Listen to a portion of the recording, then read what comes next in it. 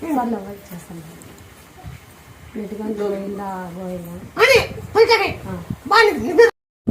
పోయినామా ఎవరు టౌన్లో ఇట్లా పలాంతా అంటే వచ్చినాక బీరకాయలు దాలింబరకాయలు పంట బాగా వచ్చి మాకు బాగున్నాం అట్లా నమ్మకం పడి మేము మాకేం ఒక్కసారి కూడా చెప్పలేకపోతే మొక్కొని పోయినాం అంతే.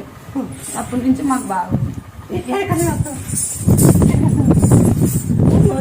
ఇప్పుడు భూమి ఎకరన్నారు డబ్బులు కట్టినాం 12 లక్షలు ఆగేం పెట్టింటే భూమి ఇడిపిలేదు ఎవరు కానీ మాకు బంధులే.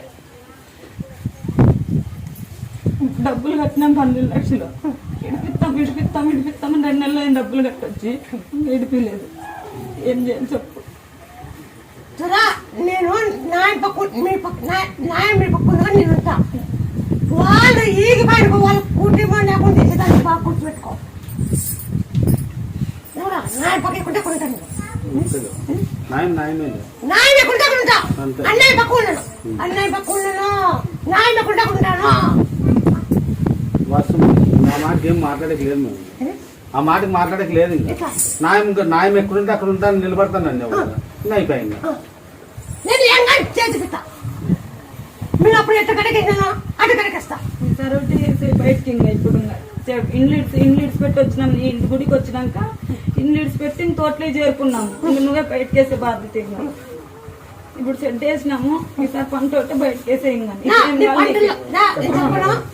కొన్ని లక్షలు కడకేసి నీ గుడికి ఇంకా మీకు పెన్షన్ వేస్తాము. మీ బాబాయ్ వద్దు నాకు ఇప్పుడు పెన్షన్ ఏమొద్దు. నాకు సార్ ఇంత పట్టుకు సారు మీరు బాగున్నాక మేము బాగున్నాము. నా పెన్షన్ ఏమొద్దులే.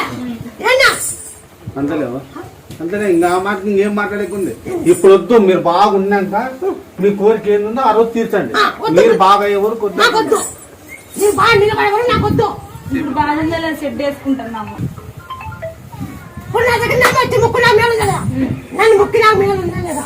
మేలైంది. 4 ఏళ్ళు మేలైంది అని చెప్తాను కదా. 4 ఏళ్ళ నుంచి మేలైంది. ఒప్పుకున్నారు కదా 4 ఏళ్ళ నుంచి ఇక్కడికి వచ్చినా మేము బాగున్నాం అంటున్నారు కదా. మేము వచ్చినాం కానీ మాకు ఒక రోజు చెప్పలేము. ఏం చేసుకోవాలనుకుంటున్నా చనిపోవాలనుకోండి. అప్పులు ఎక్కువ ఏం చేయాలి. భూమికి అప్పులు సరిపోతే పిల్లలు ఎట్లా బతికించుకోవాలి అని పోయినాము. ఐవారపల్లి కట్టి పోయినాము. మళ్ళీ ఏమో బుద్ధి పుట్టించింది. నీకు వచ్చినా మళ్ళీ మాట్లాడి గుడికి వచ్చిపోయినాము. కూర్చోలేదని అని నేను పోయి తమ్మి అని అడుగుతాను. బాగిందవా